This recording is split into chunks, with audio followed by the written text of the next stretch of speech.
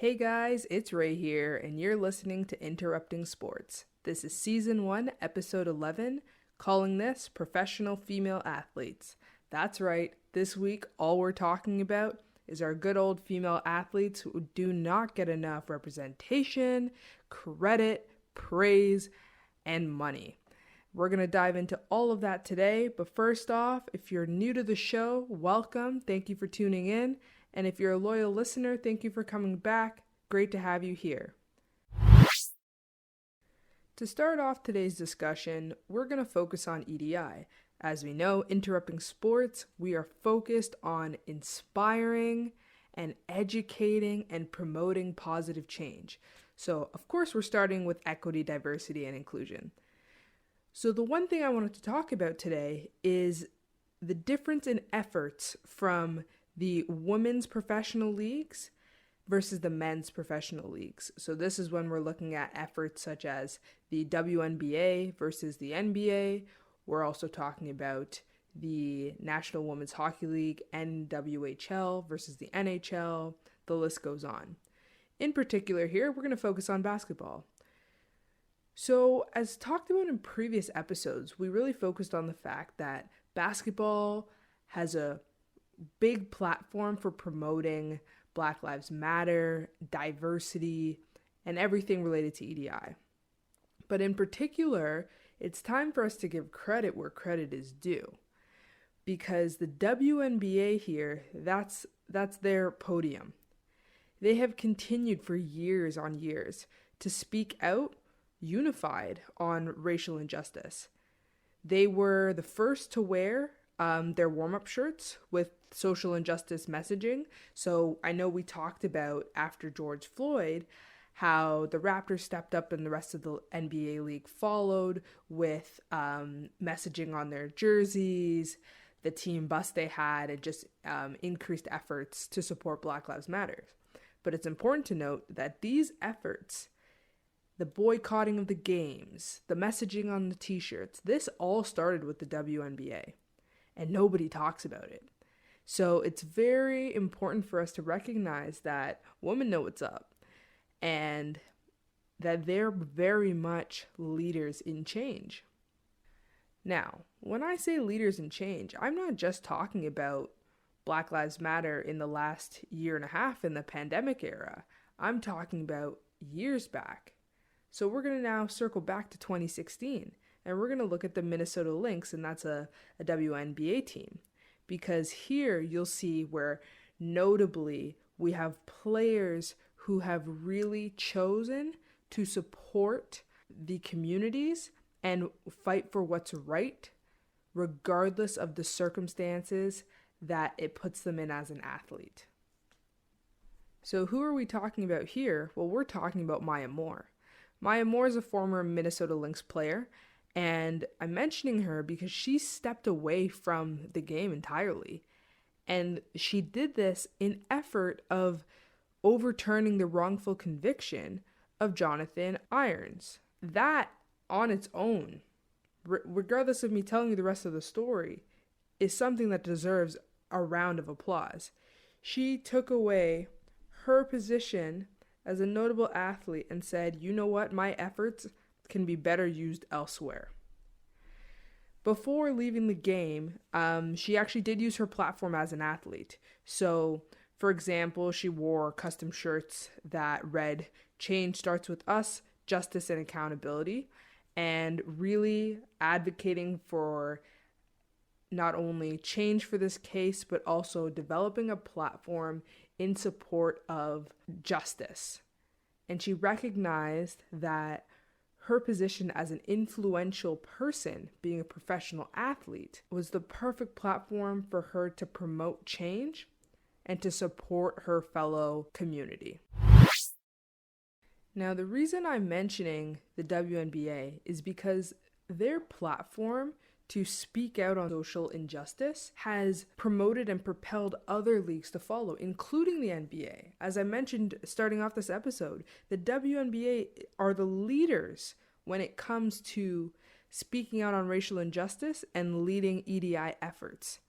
And the reason I'm I feel that it's necessary to give them credit is because it takes a lot for someone in a position of power and a position of influence to use that power for the greater good. And they deserve to be recognized for doing so. I'm not saying that the NBA doesn't deserve their credit. I do. I also believe in giving credit where credit is due. And we cannot ignore the women because they are propelling and pushing this forward. What would have happened if these players did not do this? How long do you think it would have taken for the NBA to step up? Would it have been so impactful? Because in my opinion, we see that, and unfortunately, men's sports are treated as more significant or relevant than women's sports. That's just how I view it. And I don't want this to be the case, but that's how it is. And because it's the case, what I'm thinking of, if I'm the NBA and I'm seeing the women's professional league doing something about this, then I sure as hell have to be doing something because we're the NBA, for crying out loud.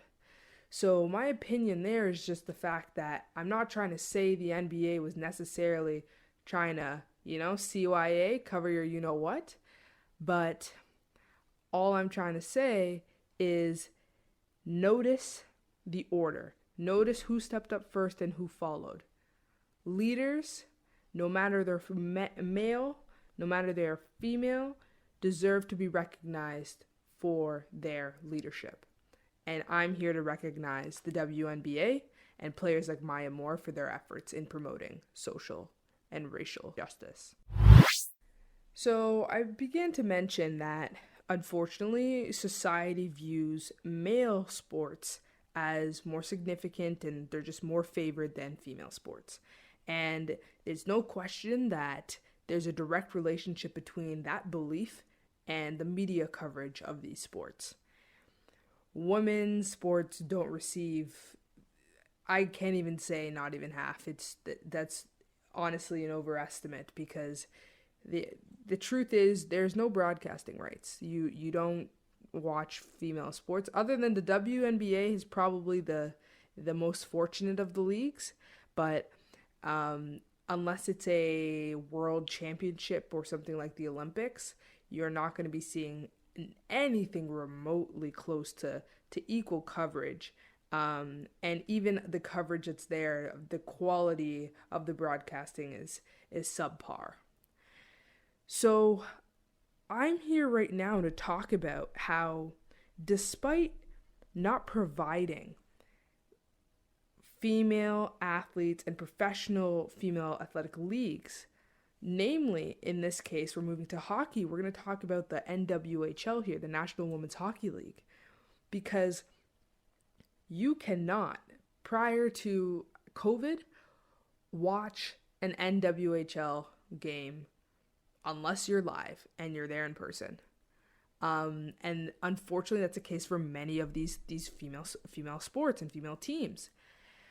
But what the NWHL was able to do is they were able to pivot in such unprecedented times with COVID alone, not having a strong following or barely a following at all, and also not having the resources provided by the industry. And they were able to accumulate millions of fans during COVID. How were they able to do this? They were able to leverage Twitch. So for those of you who don't know, Twitch is a streaming platform. A lot of gamers use it, but the NWHL was able to leverage the platform to broadcast their games. So people would stream online and you could watch. And it was amazing because they got over 1 million views per game, and they gained viewership and news from fans of people who didn't even watch hockey or knew nothing about the NWHL prior to this happening.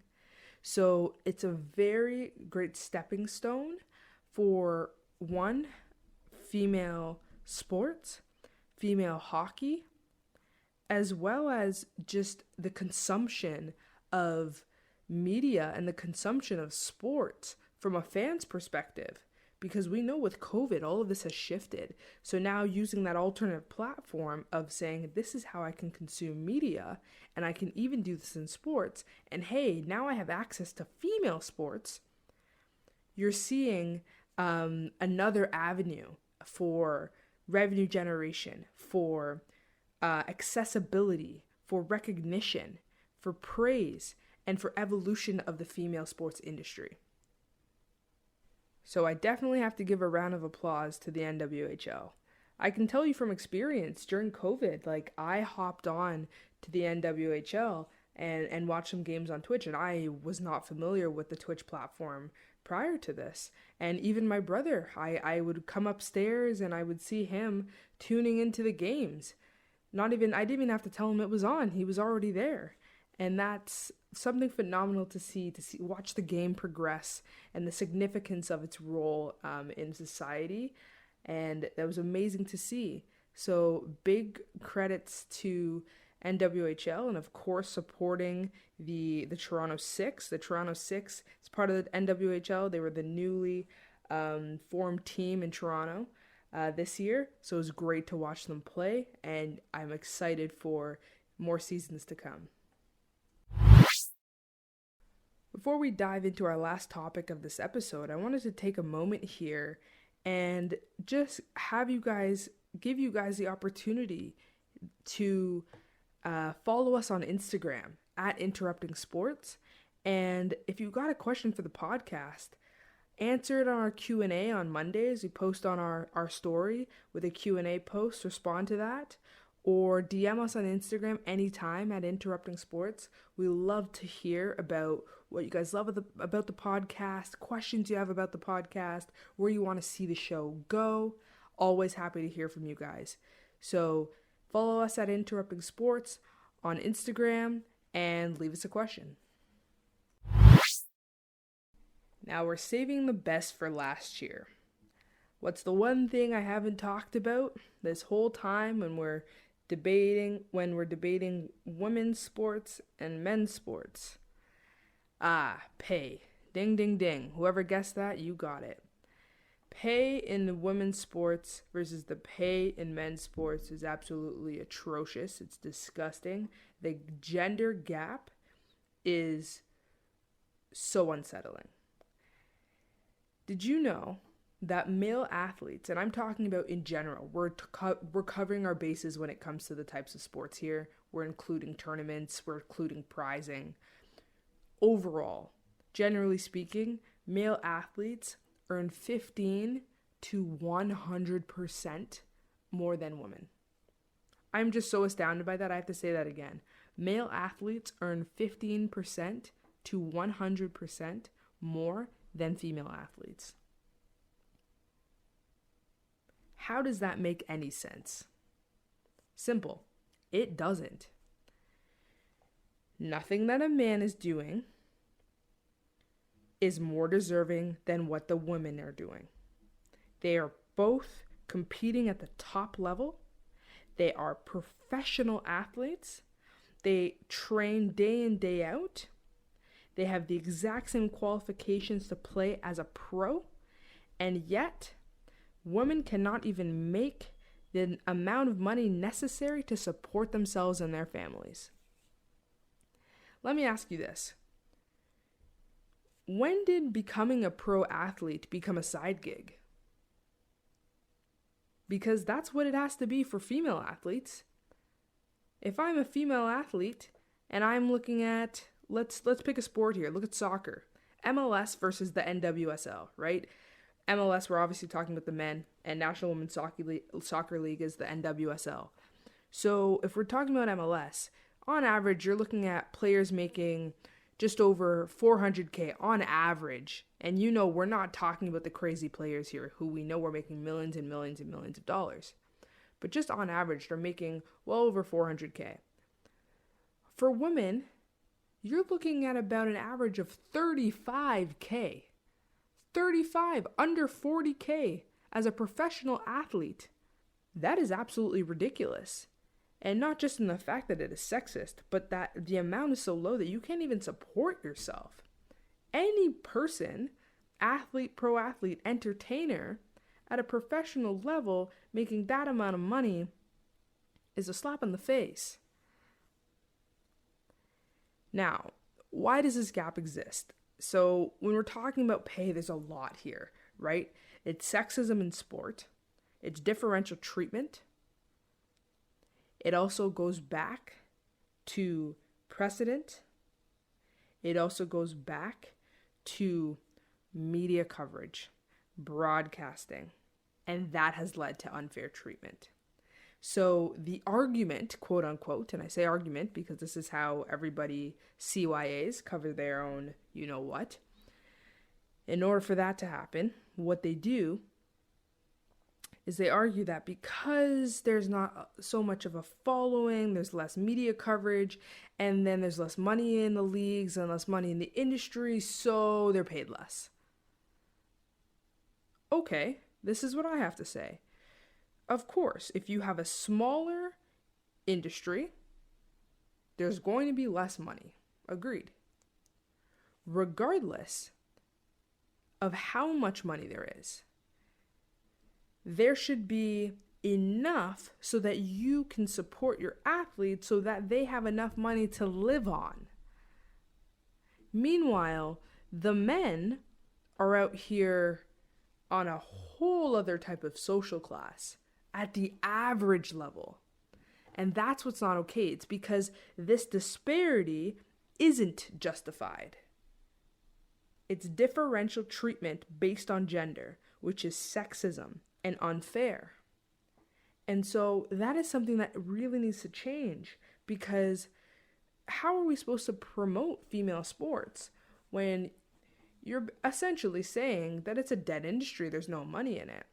And that's not a way to do this. So this is where an area where we really need to promote change, and we need to advocate for our female athletes. So this is where I am so proud of our women's Canadian soccer team for their success at winning the gold at Tokyo Olympics, because now people are saying, hey, women's sports. Oh my gosh, we got to support women's sports. Where's the professional leagues? Where are we going to watch them after the Olympics? How are we going to support them? That's where this all comes. And you see, it's interesting because people start to care once we win.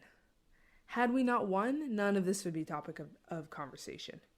So, though, that saddens me in part, but what it tells me is that we have to capitalize on opportunities. And this is our opportunity to be loud and to voice our opinion and what we deserve as females advocating for ourselves in the sports industry. And what are we advocating for? We're not asking for equal treatment. We're asking for equitable treatment. We're asking to be treated how we deserve. And it's so sad to say, because you shouldn't be asking for something you deserve. It should be given. But this is the way the world works. And so we won't be quiet about this. And we are going to continue to fight the fight. So my key takeaways from this episode, right? We talked about EDI. We talked about media coverage. We talked about pay. Why am I talking about this? Because professional female athletes have done incredible with the little that they were given. These women are paving the way for racial injustice, and still, they are unseen. They are creating opportunity, following, and fandom without resources and in unprecedented times. And finally, women, just in general, women do the most with half the money, half the praise, and half the respect they deserve. And so this episode is dedicated to all women, and more specifically, our professional female athletes. Thank you for all that you do. You are incredible humans. I recognize your success, and I am continuing to cheer you on and be your voice. So that brings us to the end of today's episode. Thank you guys for tuning in. Again, follow us at Interrupting Sports on Instagram Hit us up, DM us, like, comment, subscribe on YouTube. We love to hear from you, and it's great having you join us every single week. This week, I want to leave you guys with one key message. It's time to take women's sports seriously. So join me in this conversation in promoting positive change. Thanks, guys. See you next week.